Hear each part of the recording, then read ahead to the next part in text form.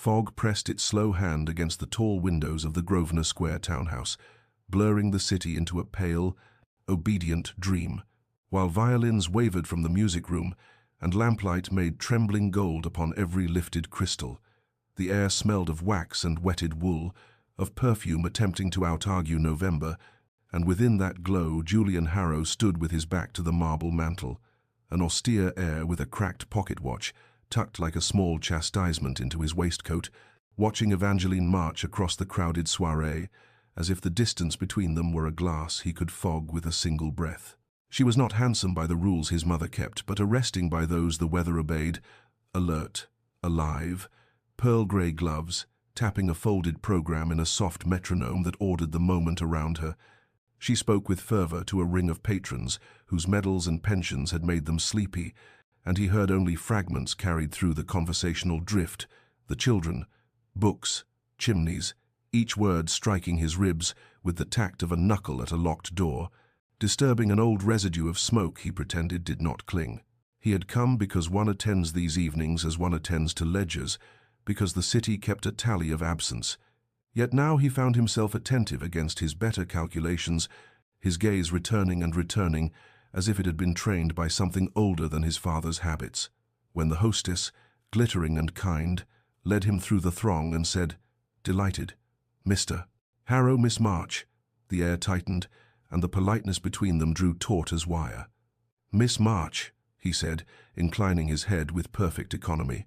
Mr. Harrow, she returned, her voice low, even, the faintest iron beneath courtesy, her gloves stilled, and in that small cessation he felt a challenge sharpen. I am told you find figures eloquent, she added, not unkindly. Numbers speak when we remove affectation, he replied, surprised to hear that it sounded like defense. Her eyes lifted, grey as the fog outside, yet warmer. Hunger is not an affectation, she said, and smiled so that he could not accuse her of impropriety, only of accuracy. A weathered benefactor, brown as a field after harvest and twice as wrinkled, drifted between them with a benevolent cough. You two are to make a trifling sport of my poor bequest, he chuckled. The foundling home contested by zeal and by ledgers. You'll argue before the committee at week's end. A charitable arrangement. What? Someone behind them laughed, the kind of laugh that gilded cruelty with conviviality. In the pause that followed, their thoughts moved like chess pieces lifted in bare hands. I will not be bested in my father's city, Julian told himself, feeling the weight of the watch as if it were a commandment. I will not let charity be tamed by a Harrow's ledger, Eva promised within, remembering small faces blurred by coal dust he could call an abstraction. Midnight chimed first from the tall clock in the hall, then faintly from without as churches shook time free of their stones, and the fog thickened, so it seemed the windows themselves might shiver. He glanced down through habit at his pocket watch, its glass starred, and the second hand halted at 9:17, since the factory fire. A private hour he wore like penance, then raised his gaze to her again, puzzled to discover that her voice, when it reached him over the violins, unsettled him not like thunder but like rain inside a house, intimate, uninvited, and impossible to ignore. But before our lover's fate is revealed, subscribe so you never miss a chapter of romance and scandal, and tell us in the comments, where are you watching from? Now, let's begin. Days later, in a room panelled like a politely kept secret and scented with varnish and the aftertaste of old cigar smoke, rain drizzled against the tall panes with patient insistence, as if the weather had petitioned the committee as well. Chairs creaked when men shifted their weight, ink shone in small obedient lakes on blotters, and Evangeline March stood at the long table with her papers arranged as if they were a modest altar. Her voice measured but bright with restrained feeling as she set forth her plan for books, for milk, for mended boots, details so exact they felt like stitches, to teach patience to hungry days, she said without flourish, and the phrase hung a moment like a lantern in the grey. Julian Harrow, austere as a ledger written in an even hand, answered with figures and endowments, and the clean geometry of scale, how many blankets per pound if procurement were centralized, how many loaves if distribution avoided redundancy, how a fund, once consolidated, could generate interest that would keep the doors open past winter. His tone was polished into a restraint that passed, and to most ears, for certainty, Yet his gaze kept straying to the small swallow embroidered upon her handkerchief, a scrap of flight tamed by thread. He wondered why that swallow troubled him, if it was because it suggested return, or because some part of him had not ceased being soot and wanted, impertinently, to be air. The dialogue, which had begun with civility and careful adjectives, sharpened into honesty. "Sir, poverty is not a miscalculation," she said, the soft conviction of it doing more than any volume could. He felt the old instruction rise in his mouth like a tutor's cane, and let it out calm. "Miss March, benevolence without structure becomes sentiment." A faint murmur answered genteel discomfort, the sound society made when usefulness wore a woman's dress and spoke as if it had been given leave. The chairman coughed into his fist, as if extinguishing a candle. Someone's signet ring clicked against the table. She spoke of boots not as inventory, but as the difference between a child arriving at a lesson or arriving at a fever. He replied that a system that could not be counted could not be kept. He heard himself and did not entirely like the man he resembled. She heard him and did not entirely dislike the discipline she had sworn to resist. At length, the vote that should have fallen like an axe was postponed. The blade returned to its sheath with murmured phrases: "Spirited divergence, prudent delay, a further inspection is warranted," and the decision came that both petitioners would be appointed to co-steward the bequest, while visiting the home and submitting a joint report. The word "together" slid around the room with a decorum that did not mask its mischief. Outside, the weather refused to brighten. The rain had settled in as if for the season. Weeks would pass under this same stubborn veil, and on the steps he lifted his umbrella in silent offering, while hats lowered and carriages threw up spray. They stood close because the rain required it, their shoulders globed by black silk, her perfume a practical soap, his cologne a memory. They exchanged stiff bows, protocols built for distance, attempted under intimate weather, and when they turned to separate, her gloved hand brushed his sleeve, a friction so slight it might have been the starting of a charge or the warning before one, and something in him acknowledged it like a bell, not loud, but true. He watched her go and felt the cracked watch in his waistcoat grow heavier, as if time had taken on iron. Beneath the rain's whisper he heard again his father's voice, a memory damp with smoke and commandment. "Do not blink in a negotiation. Blinking concedes the world." And he stood there with water sliding off the umbrella's rim and wondered, for the first time, whether there were worlds one ought to concede that better ones might be built. The carriage jolted as if the road had taken offense at its own stones, wheels striking ruts with a rhythm that made conversation brief and thoughts long. Damp crept up from the floorboards, the horse's breath smoked, and the river smell arrived before the river itself, a mineral melancholy threading through the curtains as if to say, "Prepare." At the riverside, the foundling home leaned like a veteran bearing weather and years in its hinges, its bricks freckled by old soot and brine. Gulls wheeled and cried, thin knives of sound in the grey sky, and the Thames breathed in a slow, grey animal way that suggested a chest rising and falling, patient, unpersuaded by human arrangements. Children's laughter, if laughter it was carried across the yard thin as gull bones, brittle, precious, and Evangeline March stepped down before Julian could extend a hand, her skirt lifting clear of a puddle by inches, her glove finding a small boy's shoulder before she had finished taking in the facade. She knelt without ceremony to tie his ragged bootlace, and when the lace resisted, slick with mud, she simply pressed the knot firm and patted his calf, as if the gesture could be a promise even when string refused to obey. Julian looked away, not from distaste but from the tightness in his throat that felt like the first bars of a song he did not yet know how to play. His fingers touched, absurdly, the cracked watch through his waistcoat, as if to remind himself of the hour he had given himself to remember. Mrs. Ellaby, the matron, met them in the entry with a countenance of brisk kindness and the look of someone who had learned to spend softness like coin without making it cheap. "You are the ones who will inspect us into a better winter," she said, not smiling, yet grateful, and led them through narrow halls, where paint peeled in thoughtful curls, and the air held that mingled scent of soap, starch, and damp wool that belongs to institutions of survival. A shelf held 3 books, faded spines, cracked leather, and Eva paused at them as if before a cathedral, one gloved finger resting on a title until her breath steadied. Julian saw the same shelf, and read the absence around it like a ledger note in red ink, reproach written in dust. He counted things: slates missing on the roof, a window that would not shut, the distance between kitchen and dormitory, and how many minutes cold could steal from a child in transit. Eva noticed other arithmetic, the quiet humiliations in small bodies. "He hides his bread," she whispered as they passed a bed where a heel of yesterday's loaf poked, shamed, from under a thin mattress. A girl's hem had been lengthened twice and still revealed her ankle. A boy's cough was a metronome for a winter not yet finished.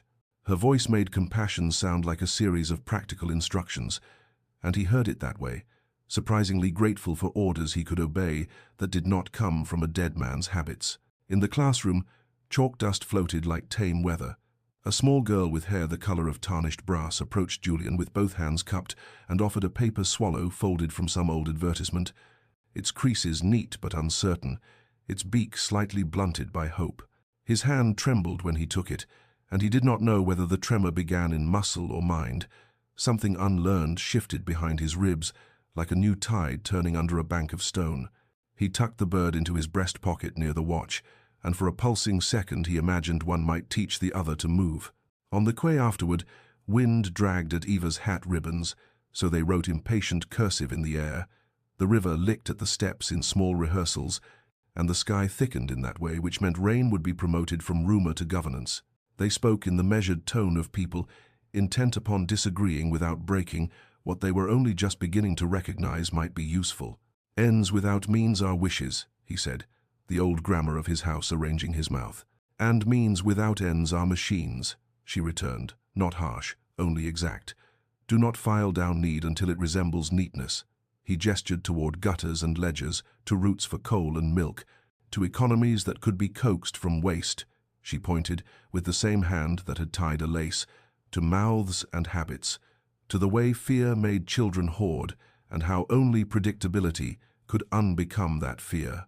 Rain began, first a scatter, then a pattern dimples stippling the river's surface like braille, the world briefly legible even to those who had not yet learned to read, and he produced his handkerchief in reflexive gallantry. She declined with a cool inclination of the head that left no wound, only a lesson. Water beaded on her lashes and did not fall. Yet when he turned, stung foolishly by his own useless linen, he found her gaze not on his face but on the star of cracked glass at his waistcoat. She looked at the watch as if she could hear its unending silence better than he could, and for a moment, in the rain, between the river's slow breathing and the gull's thin cries, it sounded to both of them like a clock biding its time. Weeks passed, and what began as correspondence clipped to courtesy, "Dear Miss March, in response to your memorandum," "Mr. Harrow, I acknowledge receipt," lengthened by degrees, the sentences unbuttoning just enough to admit weather and detail, children's names appearing like careful footnotes beside requests for coal and boots, marginal notes about a boy who would not sleep unless a book was left open on the chair, a girl whose cough softened when she was given warm milk at dusk. Figures marched between them, but around those figures walked small observations, as if the arithmetic were escorted by life itself, and their tones, once parched, began to carry a low music of mutual attention neither wished to name. Late one evening, after the ink on his reply had dried with a patient shine, "We will reduce night drafts by sealing the west windows. I have a man who can oblige without offending the plaster." Julian, and unbidden by any sensible motive, found his way to the music room, a place he had avoided as if it contained a mirror that showed him too young. The piano, a sober instrument under a film of dust fine as grief, received his hands with the indifferent generosity of old friends, and he let a waltz fall out of him in half-remembered spirals, a tune his mother had once teased from these very keys in afternoons, before smoke had taught him other lessons. The housekeeper, passing like an accustomed ghost, stopped and put a hand to her apron, as if to still her own surprise.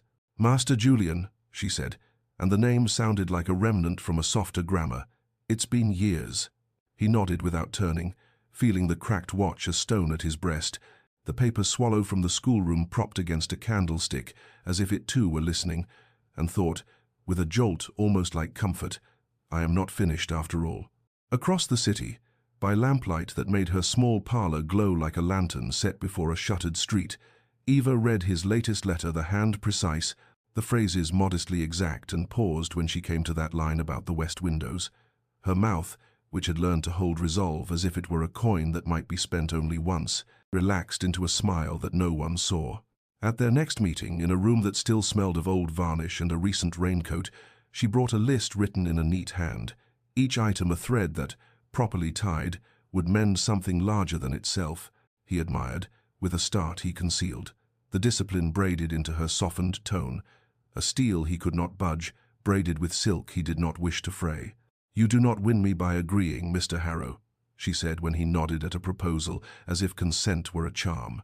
"Nor do I wish to win you, Miss March, only the argument," he returned, and was surprised by the modest heat in his own ears when a faint color rose to hers. He offered to procure blankets. She countered with books. They did not choose, but braided the two, and compromise grew between them like ivy through brick, tendril by tendril, patient, insistent, ornamental only because it was so effective. Outside, snow began in tired flakes, as if the sky had been convinced against its will. The steps wore a treachery of whiteness, and when she slipped, just enough to fear falling and resent the fear, his hand found her waist with a surety that exceeded his plans, steadied, then let go so quickly he doubted it had happened at all.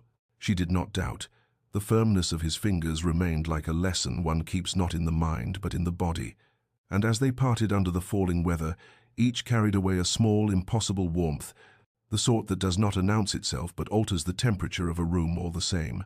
Months earlier, when mornings with a color of dirty pewter and breath fogged the panes as if the house itself was shivering, smoke had written its bitter alphabet across the sky. Julian stood in the street with his collar open and learned how fast a name could be burned into a ledger he would never close. 3 lives tallied not as numbers, but as absences that would not be balanced, and afterward the pocket watch at his waistcoat, his father's. His inheritance of punctuality and command fell from his palm in the confusion and struck the cobbles, the glass cracking into a small star that fixed the hands at 9:17, the hour he would not let himself forget. He did not have it mended. He let its hard, silenced face sit against his heart like a cold instruction. To remember, he told himself, and to obey, though he could not yet have said what obedience would require, only that penance must be carried. A weight hung upon the spine to make it straight. Eva kept a private winter of her own. A brother who had coughed himself thin at the docks years ago, lungs forced to drink what the river refused. The telegram, coming on a slow afternoon, when drizzle blurred the boundary between indoors and out. The words were so few they seemed indecent.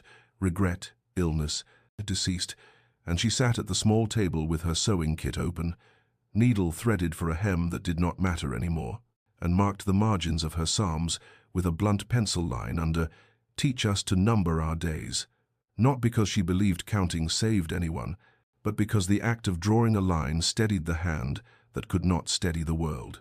In alternating memories, their childhood rooms reveal the grammar that shaped their mouths, his with maps pinned like intentions and a set of miniature ledgers in which he practiced entering sums until the columns behaved, a small compass that always knew which way his father's office lay, hers with a thimble that had belonged to her mother, and the cheap gilt edges of a Bible worn to brown at the corners, a chair by the window where she learned to read aloud to a brother whose silence had been patience, not consent.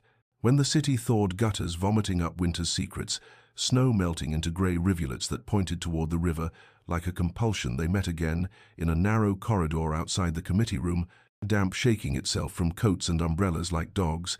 She noticed his watch, as she had before, but this time the question slipped out low, almost tender against her own caution. "Why do you bear a wound like jewelry?" His reply, too quick, defended a citadel that had not been attacked. Some weights improve posture. The coolness scraped the air, the bruise of it surfaced even as he spoke, and before the echo died he hated the sentence for its arrogance, for how it cost nothing to say and taxed everything it touched. She inclined her head, the lesson of a lifetime closing her features into dignity that could be misread as ease. When she went, the corridor felt longer. Alone, he stood with the paper swallow the child had given him, crisping softly in his pocket beside the cracked watch, and thought, "I dismissed kindness like a fool. I have taken a hand offered and made it a rule." And the thought sat heavy, like a teacher's palm pressing a boy's shoulder. "Stay, consider, change. Alone, she walked into the thinning light and felt rain begin again, small, persistent, and told herself, not unkindly, pride looks like stone until it crumbles under rain, and wondered whether it was his pride she meant or her own, and whether, when stones do finally yield, they become mud that dirties or earth that grows. The watch at his breast kept its unending silence, a stopped star. The river, somewhere beyond the roofs, spoke in its patient syllables, and early spring, with its unspectacular courage, persisted in thawing what had frozen when fire taught its lesson too hard. Under chandeliers that hung like captive constellations and cast a tremulous honey over lacquered floors, the charity gala unfurled with the smooth gloss of orchestral varnish. Laughter floated in layers, a practiced brightness polished by gossip until it shone like a mask, and everywhere velvet elbows and jeweled throats moved in a choreography of wealth, pretending to be weather. Julian stood among it with his posture disciplined into inheritance, the cracked watch a familiar weight against his breastbone, 9:17, always, and the paper swallow a small, improbable fault line in his pocket. The room smelled of beeswax and expensive perfume, and he thought, as the violins leaned into a waltz he recognized like a scar, that he had learned every elegant step and almost none of the ground. Lady Beatrice Lark approached with her smile, tuned to the exact pitch of admiration that did not owe, her arm threading through his as one silk thread finds another. Their history glimmered in the corners of the room, dances, arrangements, the comfortable intelligence of two people who had understood convenience and called it charm.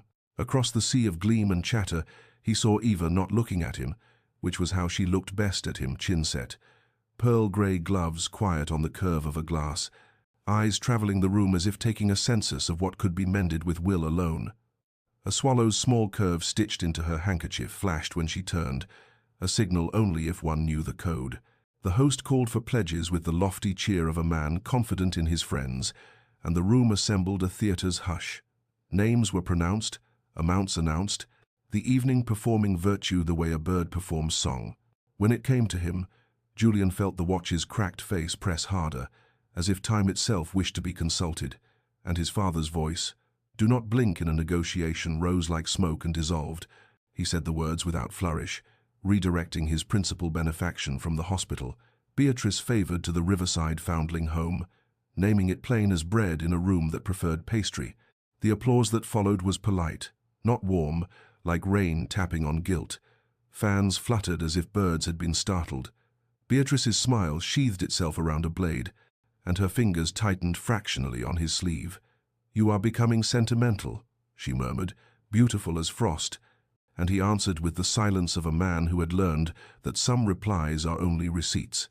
He inclined his head, unhooked her hand with courtesy, and let the moment stand without ornament. Eva came nearer, not near, and their words moved as if glass were everywhere. "It is the children's victory," she said, grave and exact. "It is your persistence," he returned, and both felt how language, when handled carefully, could hold something newly alive without breaking it. Outside, the night was a breath held too long, humid, oppressive, a storm coiled in the distance, like a creature deciding when to strike. He stepped into it and removed his gloves, skin grateful for unmediated air, thinking, with a steadiness that surprised him, let the weather come. In her carriage, the door shut on a world of lights and voices, Eva pressed the swallow handkerchief to her mouth to keep some unruly tenderness from saying more than was prudent, and whispered into the woven threads, "Do not be kind if it will hurt," knowing kindness could be a wound if offered like a jewel, knowing also that some pains arrive like remedies and do not announce themselves until after the fever breaks. Weeks passed, and rumor, that nocturnal moth, found every lamp of conversation and singed its powdery wings upon Eva's name.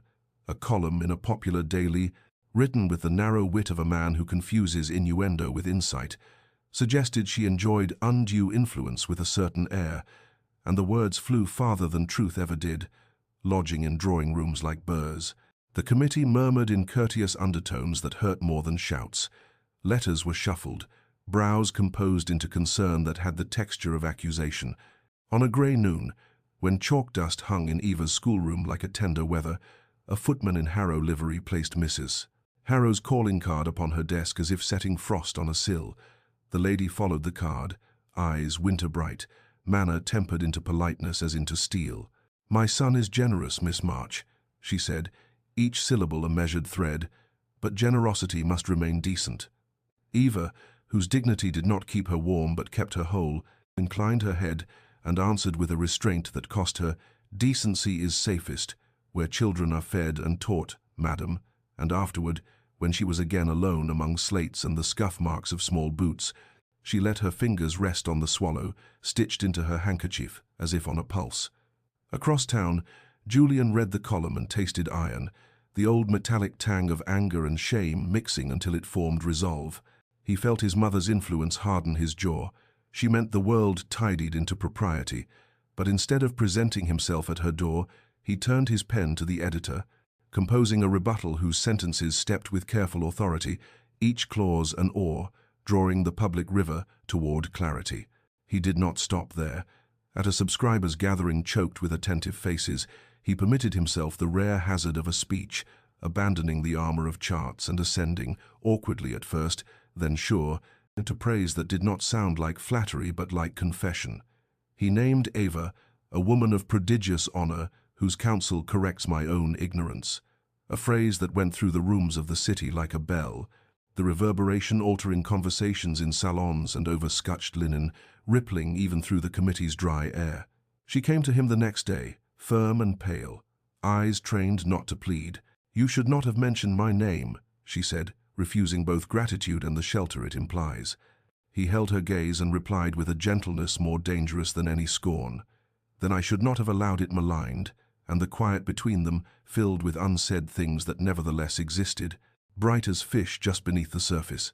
That night, the house too large for one man's sleep, he stood before his window and saw, in the reflective dark, his father's ghost where only his own tired face was, a figure made of expectation and smoke.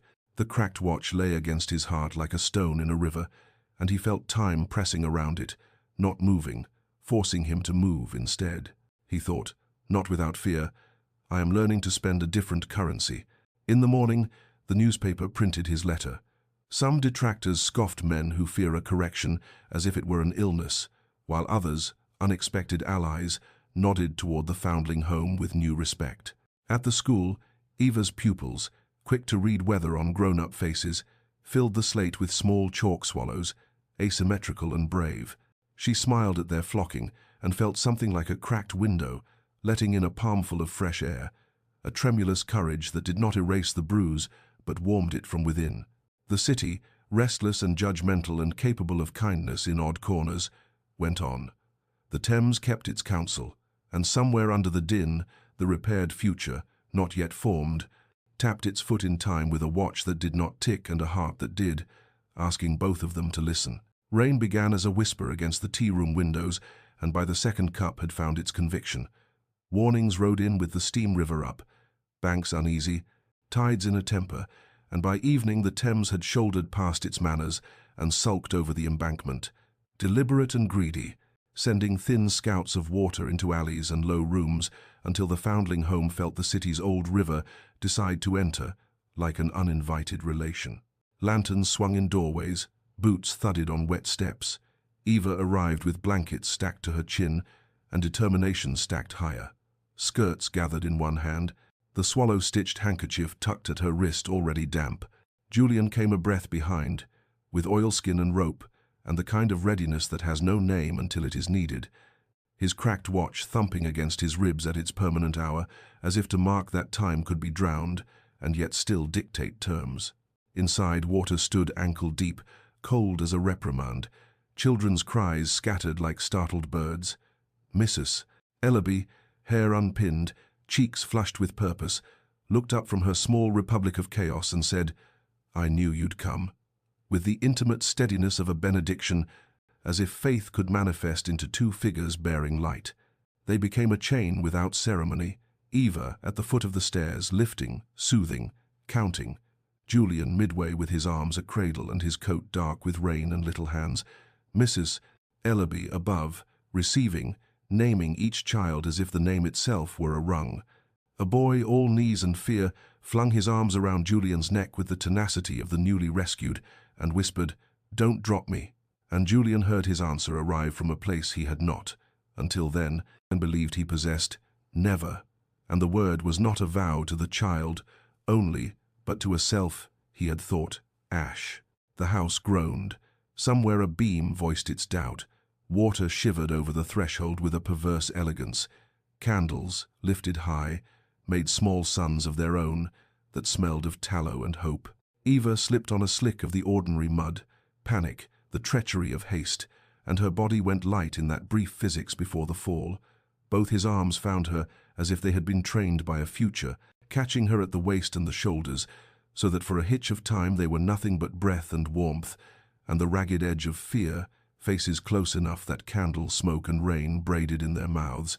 "Evangeline," he said in the dim corridor, her name an unheard-of intimacy set loose from the formal cage, and she heard her own heart count seconds, tick, tick, and tick, animating the stopped watch with borrowed courage, or perhaps animating something older, the human need to be held on purpose and not by accident. The work resumed because work must, and afterward, when children were nested in upstairs pallets and the river's anger had been coaxed into a sulk again, they stood by the hearth where damp logs had been persuaded into flame. Their clothes steamed like ghosts leaving, and laughter fell out of them in relieved pieces, inelegant and necessary, the sort of laughter that trusts the ground. His hand long-fingered, clever, guilty, changed, turned palm up between them, not touching, only asking, a proposal not of marriage but of witness. On the mantel the lantern threw a shadow that looked, because they had made it so, like a swallow just at the ark before home. Her gaze rested there and then returned to him, and the silence spoke not hunger but covenant, not rush but resolve. They did not kiss. The room would have misunderstood. Instead, something older moved between them, solemn as a candle carried from one pair of hands to another without letting it go out.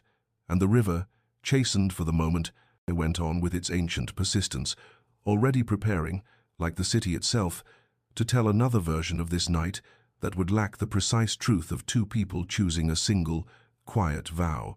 Morning found the river contrite and the streets salted with a thin crust of silt.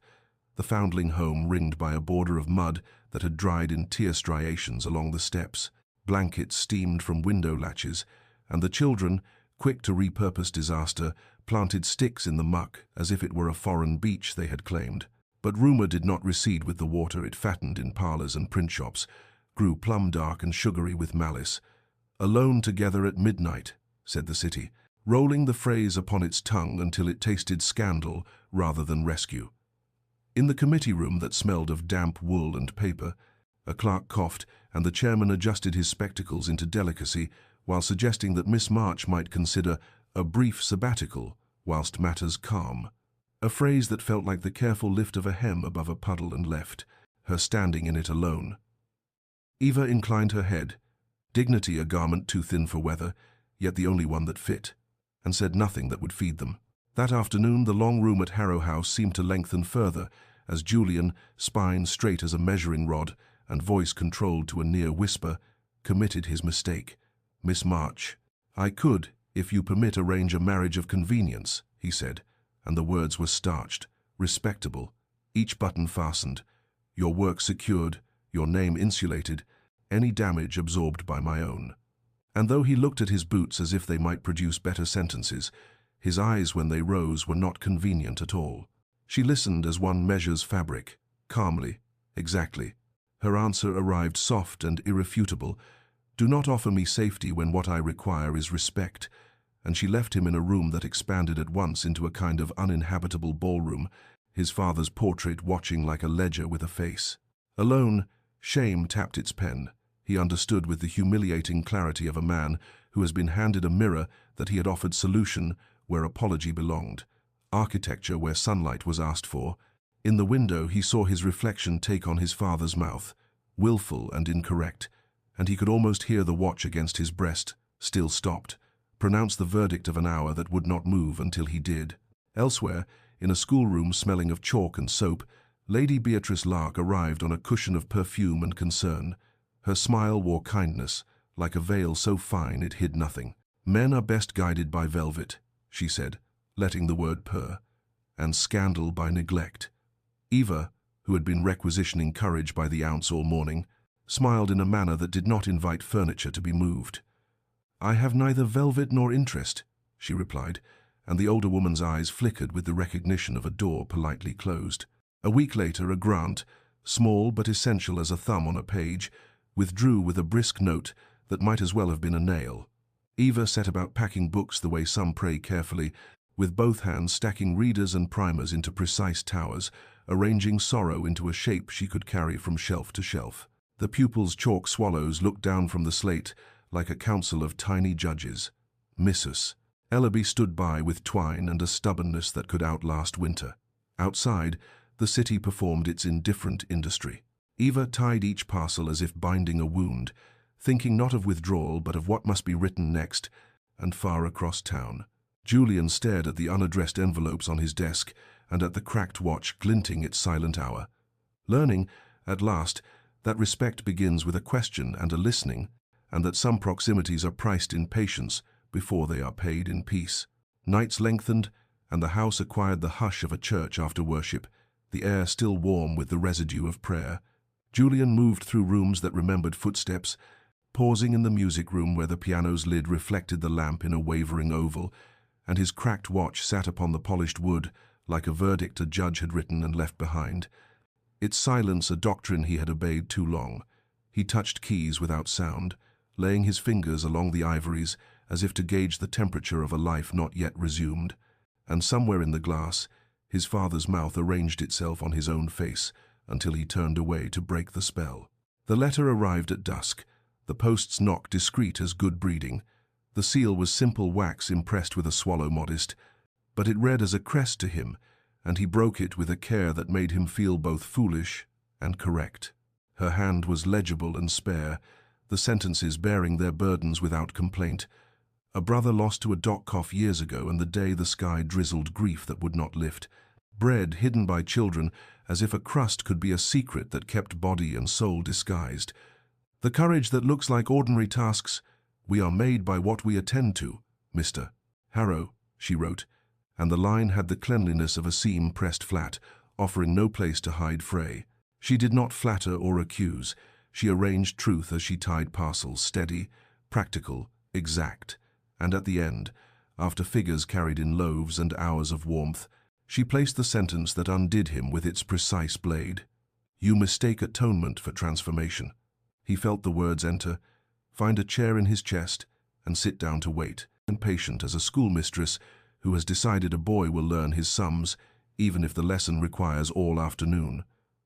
The watch on the piano ticked nothing, as if proving her right.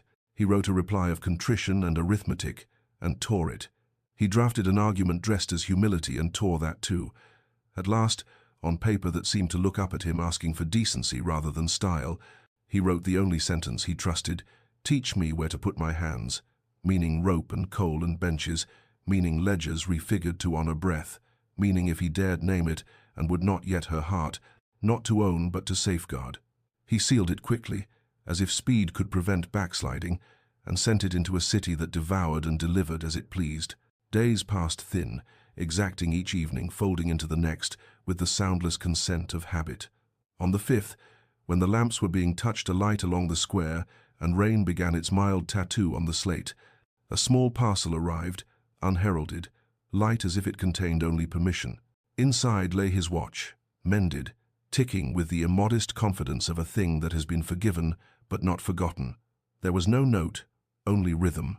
He held it to his ear and heard not judgment, but time resuming like a river released from a polite pond, heard in the little machinery the slope of rain on roof and children singing off-key at morning exercises, bright and indelicate.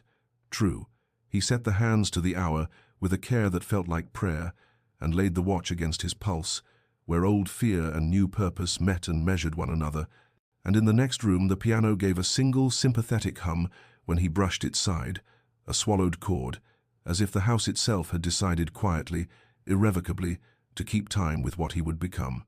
As spring lifted its damp hem from the cobbles and the plane trees shook out a green no one could legislate, Julian called his board to order in the long room with the green baize table where so many sums had grown teeth. The mended watch ticked now at his breast, a small, insistent animal that could not be shushed, And when Ambrose Lindley cleared his throat with proprietorial thunder, and Mrs. Harrow's eyes went winter bright from the far end, he felt something inside him refuse to yield. "Gentlemen," he said, voice level, a man selected by his own conscience, "we will divest at once from the dirtiest contracts, the ones that blacken our lungs and our ledgers alike, and endow an independent school charter free of our name, so that instruction may not be mistaken for advertisement." Ambrose snarled about ruin and votes. "You would unmake profit to purchase applause, Harrow and Mrs." Harrow's silence cut cleaner than any protest. He heard, faint, his father's old maxim, "Do not blink in a negotiation," and he chose instead to breathe. "You may call it madness," he answered. "I will call it correction." The cost arrived with the efficiency he had once admired in profit. Partners peeled away like unhappy wallpaper, leaving paste-sour patches of absence. The newspapers muttered, "Madness," inked in columns that smiled while showing teeth. Even friends shook his hand with an interim in their eyes, as if standing in a draught, as if loyalty were a thing the weather could excuse.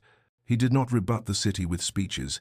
He put on a plain coat and went down to the river, where a municipal fire bucket waited under the iron railing, and he fed old ledgers to a managed flame, the lists of quotas and hours and fines that had made him a tidy man, pages curling with a domesticated sigh.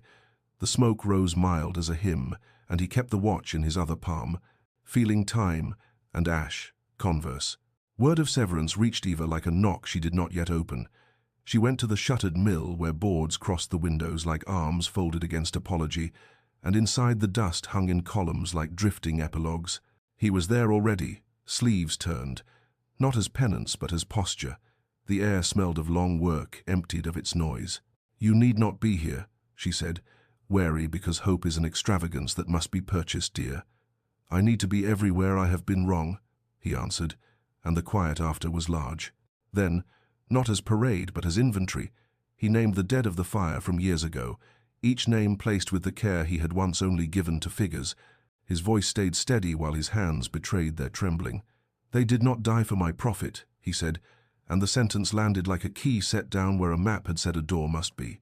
She listened with her body shoulders, spine, the remembered winter of a brother who had coughed himself thin, and the swallow of her breath lifted, paused, and came to perch nearer than either had expected, and not trust yet, but the promise of it. Outside, the river made its patient sound as if approving a smaller, cleaner fire, and the ticking at his breast kept time with a world that had begun, at last, to reline its pockets with decency. As autumn arrived with copper leaves skittering along the pavements like small determined letters, the school, displaced but not undone, hummed in a temporary hall that smelled of soap, ink, and damp wool. The benches stood in neat ranks like sober soldiers, and Julian, coat plain and sleeves darkened by honest work, carried those benches two at a time, hauled coal with a care he would once have reserved for ledgers, and went about learning names as if names were a new currency that could redeem old accounts. Molly, with the gap-toothed smile, who miscounted on purpose to keep his attention one number longer.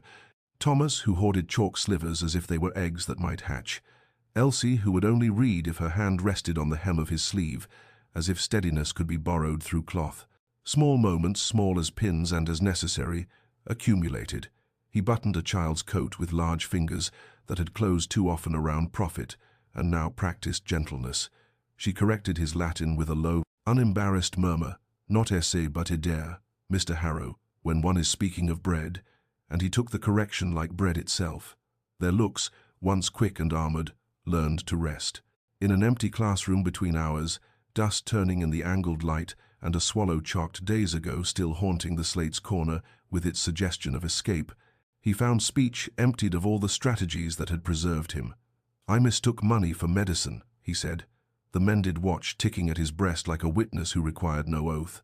She studied him, not interrogating but measuring, knowing that hearts declare themselves most in the mathematics of tomorrow.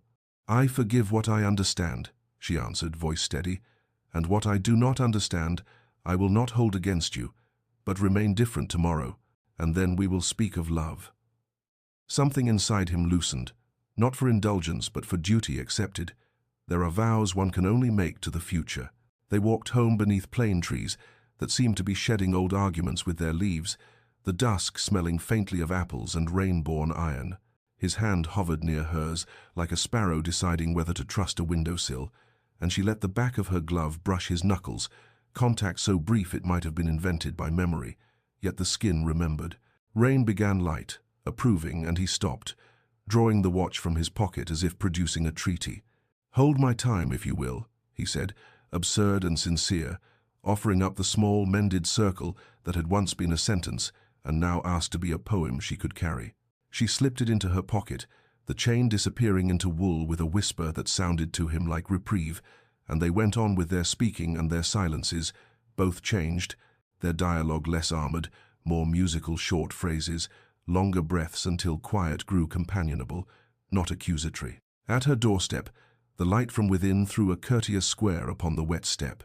He bowed as if before a sovereign who had not only conquered him, but made conquest irrelevant, and when she smiled, it was with the grave tenderness of one bestowing an invisible laurel, not to applaud an ending, but to consecrate a beginning. The weather itself seemed to bless. Part 13. The city woke to a new weather made of whispers and ink, brittle as frost along the railings. Lady Beatrice, elegant as frost herself, cool and exact, set a petition upon certain piano lids and club tables, a document that spoke in silken syllables of improprieties and misallocation, and signatures bloomed upon it like mildew in a damp room, spreading where light was thin and pride plentiful. By week's end, the council had fixed a hearing, notices pasted straight as commandments on municipal boards, and Ambrose Lindley went about with the satisfied air of a man who has pressed a thumb into wet cement. Yet at night, reflected in the dark gloss of his shaving mirror, he looked private, uneasy, cheeks hollowed by the knowledge that he had wedged himself on the wrong side of a changing story. Eva felt the petition's chill in the marrow of her work. At 3 in the morning she stood by the window of her little room, the mended watch warm in her palm, ticking like a small, stubborn heart she had been entrusted to carry, and she whispered to it as to a creature capable of obedience, "Hold," while the city answered in low foghorns from the river, as if some great animal turned in sleep. Julian, for his part, gathered what the truth required. Affidavits from mothers who took off their boots at the door as if entering a church, testimonies from dockmen whose names he now knew without consulting lists, the children's copybooks tied with twine, still smudged with their efforts, letters sturdy as little benches. He wrote late into lamplight, not a polemic but a beam, preparing a speech that would be less a weapon than a lighthouse, a steady turning of illumination toward shoals he had once called home. Beatrice came to him in daylight, dark as polished wood, fur at her throat like a tame winter. In the privacy of his study she offered, without rancor and with a remembered smile, a return to comfort, patrons pliable, newspapers tamed, the old waltz resumed where it had faltered. He bowed to what they had been, without misnaming what they were. "You taught me how to dance, Beatrice," he said, gratitude edged in iron. "She taught me how to walk." Her eyes for a moment showed the wound of accuracy, then she inclined her head, an empress granting withdrawal. Gossip rose to fever, became its own orchestra, violins of insinuation, drums of certainty. Mrs. Harrow, hearing the city's music too clearly, closed her door to Eva with the finality of a ledger snapped shut. It was not a quarrel, it was a climate. Days narrowed toward their appointed spectacle. Children recommitted their swallows to the slate, as if to rehearse the shape of persistence. The night before the hearing, rain threaded itself through the gaslight like fine needlework, and Eva and Julian sat at a small table with plain tea. No declarations poured, only steam. Their hands lay near each other on the wood, two provinces, negotiating a border without emissaries, while in her pocket the watch kept its courteous measure, and outside the river, which had watched empires and errors, kept moving, as if to remind them that history could, if asked and answered properly, be made to change its mind. Part 14. The council chamber smelled of damp coats and ink, a weather made of human breath and municipal paper, and citizens filled the benches with eyes eager for spectacle and ears that wanted, if coaxed properly, to be converted. Along the front table, Ambrose Lindley arranged his notes with the relish of a barrister who believes a rehearsed sword will still draw blood, and when he stood he spoke of irregularities as if they were moral lapses in the stitching of a nation's hem, his voice oiled, precise, pointing to columns and signatures, to whispers elevated to paragraphs, while at the edge of his vision, Lady Beatrice watched with a poise that looked unquestionable at a dance, and less certain under gaslight and rain-streaked windows.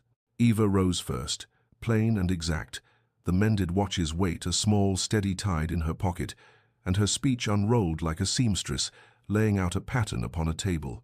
She spoke of figures in loaves and not merely pounds, in boots mended and not merely ordered, in hours of warmth bought with coal and not merely in the fictive comfort of winter promises. "Here is a week of milk," she said, "and here 24 copybooks for hands that tremble less when they are trusted, and here a ledger that counts nights without fever." And she moved the room not by charm but by clarity, the way a garment pleases when it fits without pinching. When Julian stood, there was a ripple anticipation, suspicion, the city's memory of his name, and he offered first a thin blade of truth, almost nothing. "I have been wrong," he said, letting the words lie without cushion. Then the longer cadences lifted, a modest chapel discovering its organ as he let his voice make a careful, unembarrassed music. "I ask you to believe in what patience can build. Not the patience of waiting with folded hands, but the patience of showing up with benches and bread, of learning names, of learning where the draft comes in and how to seal it. I have mistaken endowment for absolution. I do not ask for your forgiveness, but for the school's continuance."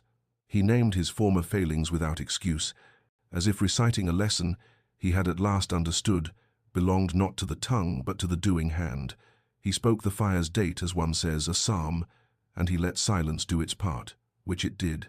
The room thinned to a held breath, and outside the rain, which had sulked at first upon the panes, brightened into a cleaner drizzle, as if the weather, too, listened and preferred this version. A child unprompted, untrained in decorum's leash, stood on a bench like a small trumpet and declared, "Sir reads us stories." And the laughter that ran through the chamber was not unkind, even Ambrose's mouth unsure whether to condemn or be human. Beatrice's gaze flickered, not quite admiration, not quite retreat, as if a window in her private winter had cracked a degree. The council consulted in a huddle that looked like a cluster of ravens come to a common conclusion. When the chair rose and announced the charter granted, the applause hesitated, testing its own propriety, then gathered as a body finds a rhythm, hands speaking where tongues could not. And Eva's eyes, so often disciplined to brightness rationed, shone outright, a light like a clean seam in good cloth, while Julian, shoulders lowering as if divested of a year's worth of invisible weights, exhaled the long breath he had been holding since he first heard her voice in a fogged room. And beyond the high windows, the drizzle loosened into something almost delicate, the courtyard roses shaking their wet heads as if to beckon whoever had won the right to go outside and speak softly among them. They strayed, as if by instinct seeking a quieter air in which to let the day's verdict settle, into the back garden where the rain had left roses bowed under the weight of their own perfume, each bloom a soft fist unclenching, and the city's noise drays and arguments, triumphs rehearsing themselves. Already in parlours thinned to a distant sea-combing pebbles. Gravel complained politely beneath their steps, a small sound in a world that felt suddenly attentive, and they stopped near a bench green with a film of moss, not sitting, as if to sit might concede too much to comfort too soon. The breath between them was warm with effort and rain, his coat still damp at the seams, her gloves a shade darker where the drizzle had insisted, and for a moment they practiced the old caution, the old diplomacy of hands that do not reach, of eyes that look at the roses in order not to look at the person who has become a rose's rival. And then Julian, as if hearing some inner gavel call him to a jurisdiction beyond committees, let the words come as quietly as he knew how, which turned out to be very quiet indeed, as if not to startle the bird his courage had become. "I love you not for forgiving me, but for demanding I become a man worthy of the forgiveness I seek." The sentence, once in the air, acquired weather and gravity. She felt it land on her breastbone like a lark settling, and in that place where she had learned to store both indignation and mercy, she found, to her own surprise, something lighter than either.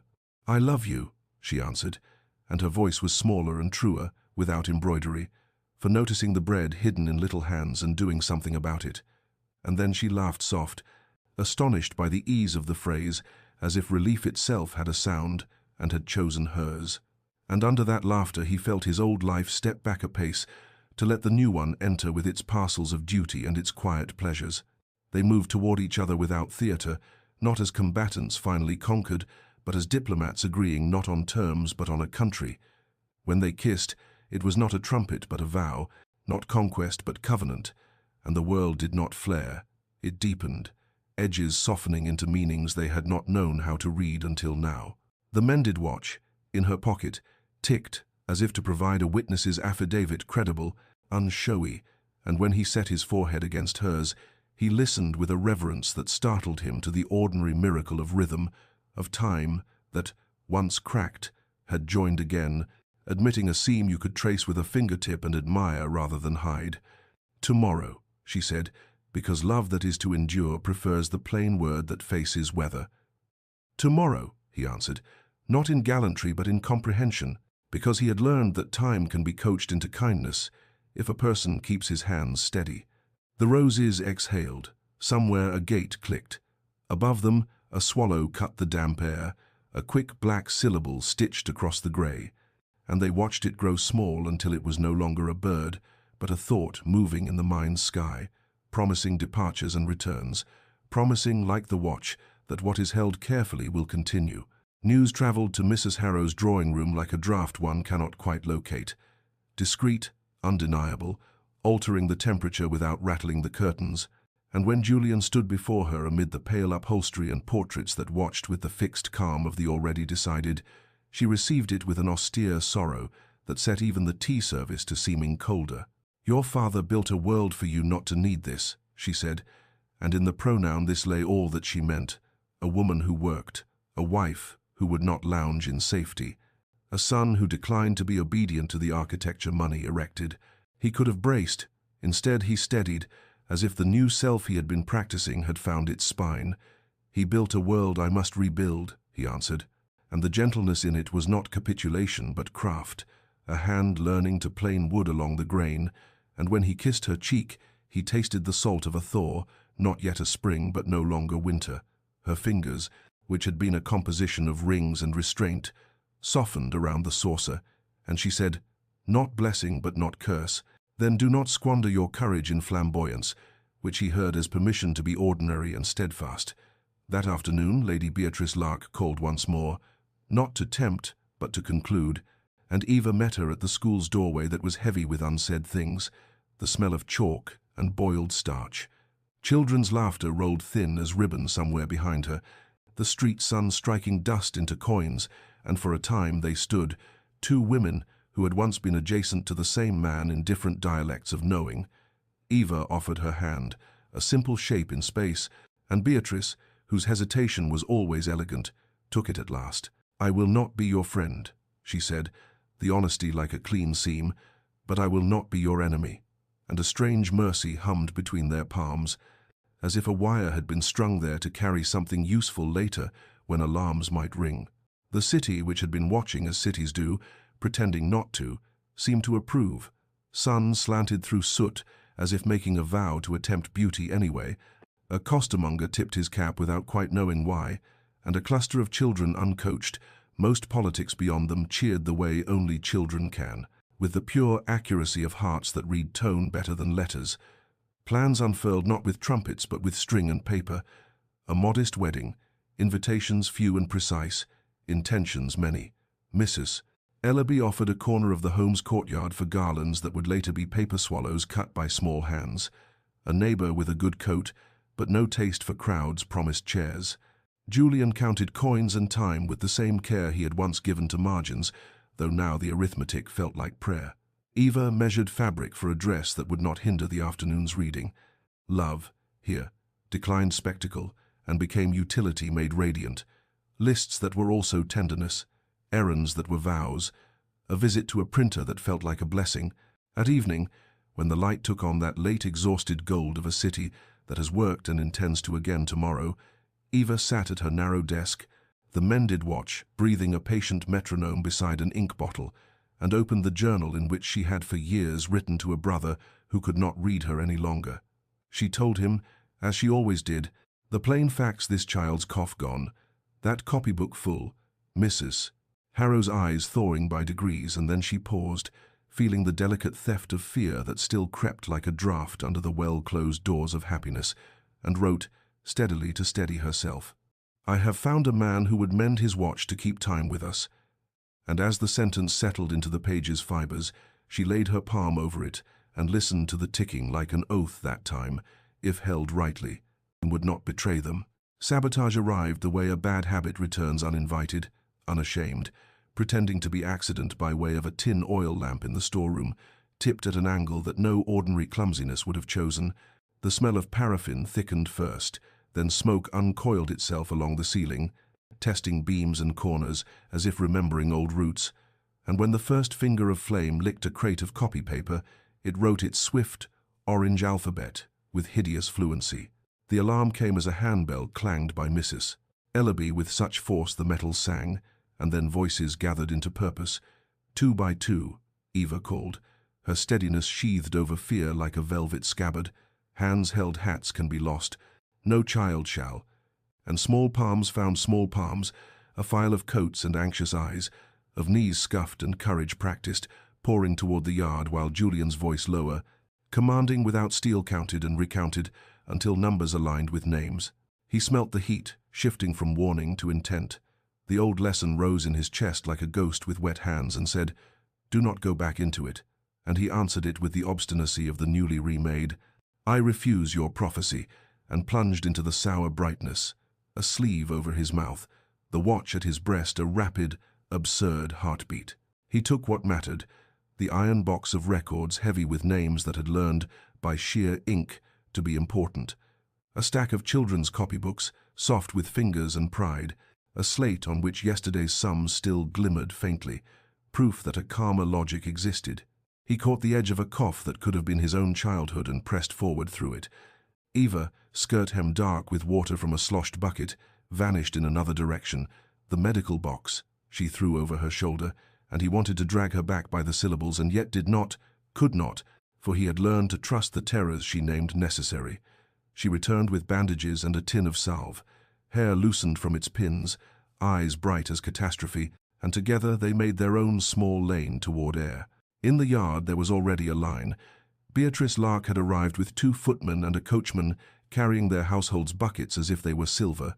Her dress, the wrong sort for this, but her stance precise as command, and neighbors, aprons, caps, a butcher with blood under the nails he had scrubbed as he ran, fell in beside, past and future, shouldering the work in a rhythm older than animosity. "Faster," Beatrice said without grandeur, and again, and water beat at the school's hot breath until that breath stuttered, and then at last relented. A figure was glimpsed at the alley mouth, a narrow coat, a hat tugged low, a pace that meant to be ordinary, and, by meaning to be, betrayed itself, and then the city swallowed him as cities do, its alleys acting as throats. The fire died the way a bully does, with a final protest and a puddle of shame. Inside, smoke drew its handwriting across the walls, a script in char that had something of malediction and, if you looked longer, of instruction. Eva's hands shook when she reached for the bell to silence it. Julian's arm found her waist with a certainty his brain could not yet afford.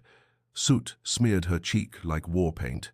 "No more fires," he murmured, the statement a vow and a plea, the old blaze deep in him answering with a remembered roar that he declined to hear. "Only hearths," she answered, and because she said it, he could imagine it heat corralled into usefulness, danger domesticated into warmth, light made to read by. Children coughed and then hiccup laughed in the thin, triumphant way of the nearly frightened. Mrs. Ellaby blessed everyone and no one in particular. Beatrice, hair damp and order restored to her face by effort, nodded to Eva once, a compact made of salt and smoke, and left with no declaration at all.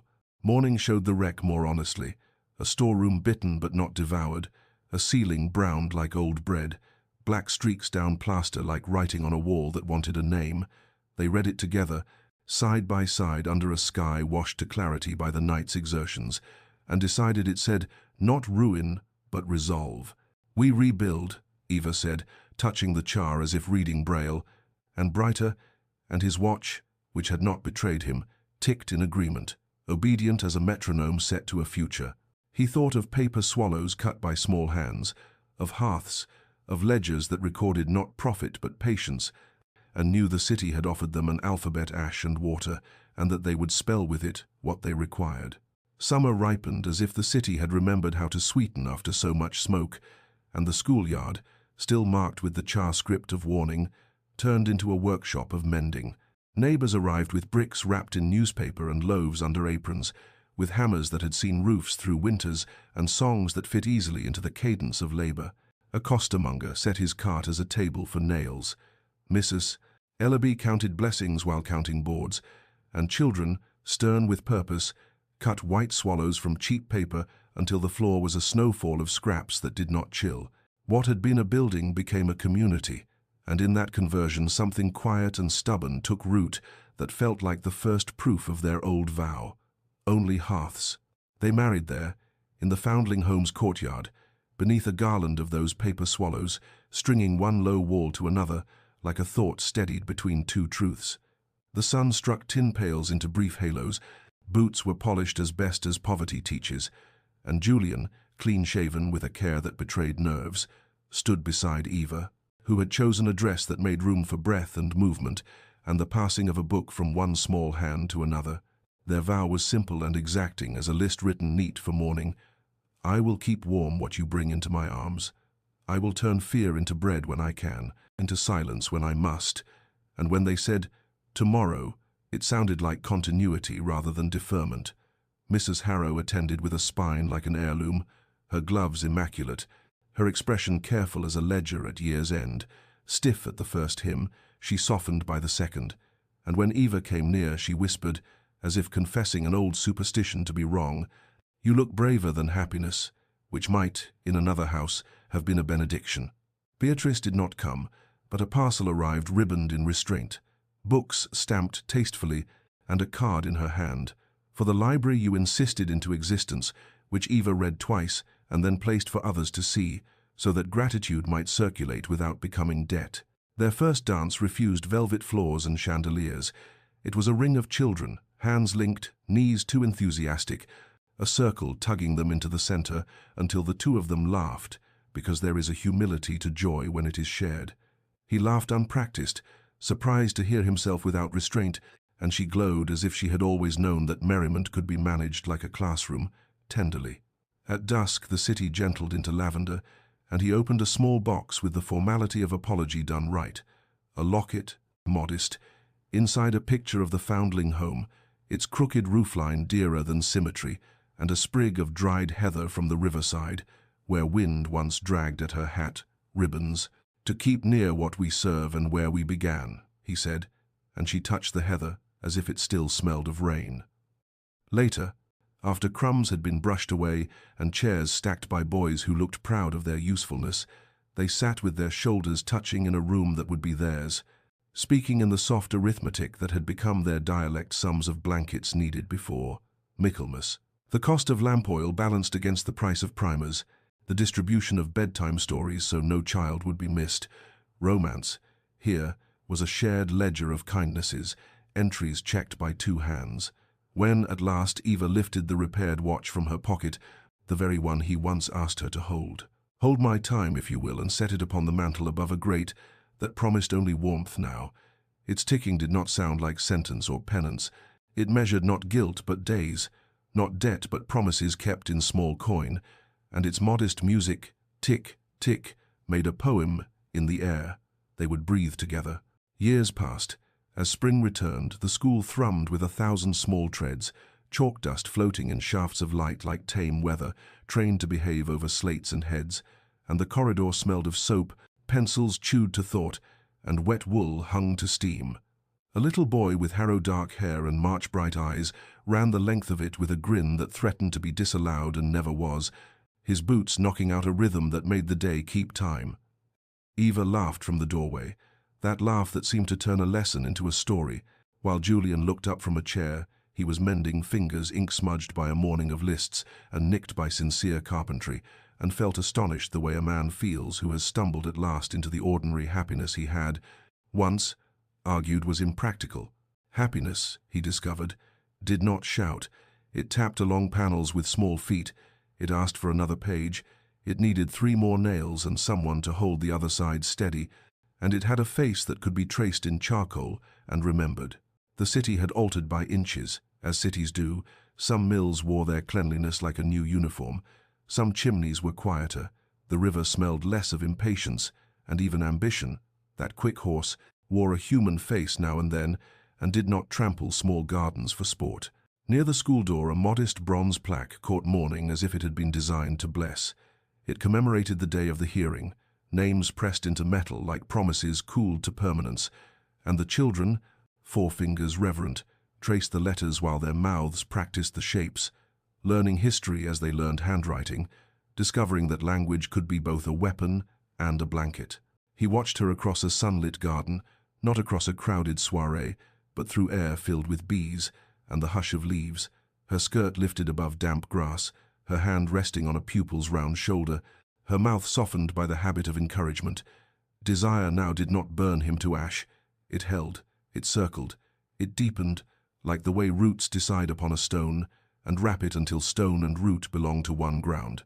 The swallows returned to the eaves with a competence that made them seem like old neighbors, and their nest in the corner of brickwork brightened with oddities, straw, string, and a narrow scrap of ribbon, the exact pearl grey of the gloves she had worn that first evening when fog pressed itself to London's panes.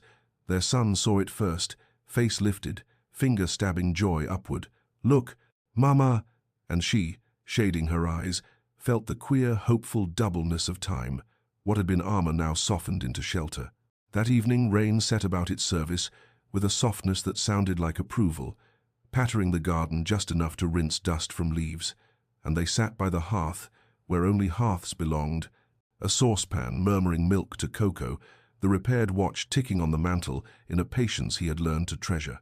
On the boy's small wrist, fixed with ribbon because wrists were stubborn things, a second, smaller watch his father had contrived for him peeped its lighter measure.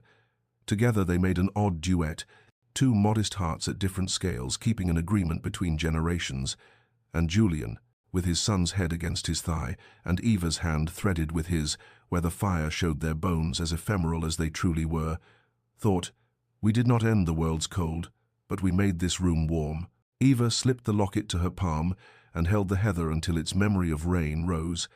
Outside, a swallow wrote a patient curve over the roof and vanished into the eaves' dark syllable, and inside the ticking gathered domestic sentences into a paragraph that said, over and over and over, "We rebuilt, we keep, we keep, we keep."